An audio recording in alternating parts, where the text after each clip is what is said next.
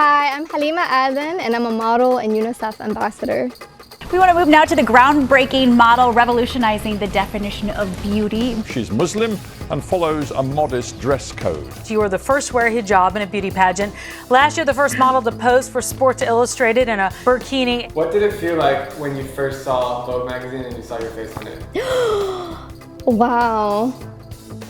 I was shocked, and honestly, I couldn't believe it. You know, my first Vogue cover was with Vogue Arabia, and I was like, wow, I can't believe at 5'5", at the time I might have been wearing braces, so to me I was still having a shock, like, wow, I can't believe I just scored my first Vogue cover this early into my career, so it was very shocking, but in all the best way. I've heard about Halima on so many occasions over the last few years. My girlfriend discovered her through her beauty pageants, my female Muslim friends recognize her as a role model, and especially when I was traveling in Mogadishu, my Somali friends know her as an ambassador for their country. So let's just say that I was excited to have the chance to spend an entire evening with Halima in Minnesota. She is just the sweetest person on earth who quite possibly has the most inspiring story I've ever told you. So where are you originally from? So originally, my family is Somali. So originally we're from Somalia. In 1994, after the Somali Civil War, my mom had fled, and then I was born in Kakuma, Kenya. So Kakuma, it's one of the largest refugee camps in the world. But what's so interesting is I remember so many joyous moments, whether that's like, you know, running around as kids and all the songs that brought so much positivity into my childhood. But yeah, at the end of the day, it is a refugee camp. So bouts of malaria and all the struggles in a refugee camp, we've definitely experienced that firsthand. But what's greater is the sense of community, unlike no other place I've ever experienced. You were so young, so do you remember there being struggles at that age, or it was just life as you knew it? Well, I think when you're a kid, no matter what environment you're placed in or brought up in, I think there is that sense of, I'm still a kid, so I'm gonna make the best out of any situation. So I still had a lot of happy memories, and I think that had a lot to do with my mom and the way that she viewed our situation. She made it a point early on to move us around the camp and surround us with different people, and early on I got to see, okay, here are your Ethiopian friends, and then we did sleepovers, and this is how they celebrate when it comes to Eid. When it was Ramadan for us, we all came together as the kids, and they did a beautiful job, I think, our parents, of not separating us when it came to times in life where there's, you know, reason to celebrate. So when did you leave Kakuma and come to the US? So that process I do kind of remember, and it's a really long one. I think sometimes when people are they're thinking about the refugee crisis and, you know, what it means for somebody to get relocated to a place like, you know, America from, you know, Kenya. It is a long vetting process, physical vetting, medical vetting, background vetting. And for me, I do remember like countless times where my mom was like, okay, we're getting so close to be relocated to a better place. And then it would be rejected. So the US wasn't necessarily the first choice, it was like just any place to get out. Yeah, you don't get a say. I think that's something else people don't realize. It really is up in the air, and even to this day, I still don't fully understand how that process worked. Because originally we were supposed to go to Australia, and then that didn't work out for whatever reason. And so we waited a couple more years in Kakuma, and then here you go, you're going to America. So Halima and her family eventually made their way up to St. Cloud, Minnesota, because they heard that it has the largest Somali community in the United States. Word of mouth, it's powerful. So then you arrived to St. Cloud, and you must have been in like second, third grade, or? Yeah, second grade. And did you speak English? No.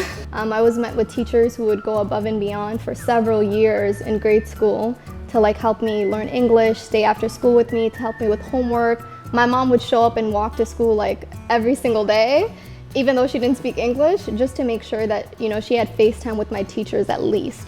In middle school, elementary school, I was just, still adjusting. I'm not gonna lie, it took me a long time to adjust to life here, to kind of, come into my own. But I think in high school, like freshman year, I made that conscious choice of, I'm gonna join the clubs that I wanna join, I'm gonna join in the activities that I wanna join in, and I'm just gonna make as many friends as I can. And senior year, I became my town's first Muslim homecoming queen, and something I never heard of in the state of Minnesota. And then I competed for Miss Minnesota USA in 2016. And then that's really where the story kind of takes off. Halima went on to place in the semi-finals during the competition, which is unbelievable considering that just a decade prior, she was living in a refugee camp in Kenya. She also became the first woman in the 65-year history of Miss Universe to wear a hijab and burkini on stage. Little did she know that her life would take an immediate change after that. And I think in 2016, politically, where we were, I think it was a time where people were educating themselves, and it was also a time where France had just enacted a burkini ban, so no burkinis on beaches and public pools. So I think just the year that it was in, and the fact that I came out and decided I was going to be bold and confident and wear my burkini and my hijab on stage, it definitely did create enough buzz to get in front of Corinne Rothfield, one of the biggest people in fashion, and also Ivan Bart, who is IMG Model's president. Before the beauty pageant, did you know that you were the first one that didn't wear a hijab on stage? I don't think I thought about it, and honestly, I didn't even know that they were gonna accept it. I was just like, oh, I wear a hijab, and so I just couldn't have dreamed that it would give me this platform, which is even bigger, to do exactly that, which is tell girls in my community that the sky is the limit. All of a sudden, all these news outlets were talking about you. Like, how did you feel as an 18-year-old? It was amazing, and it was kind of nerve-wracking because I was like, ooh, wow, like, media training, anyone?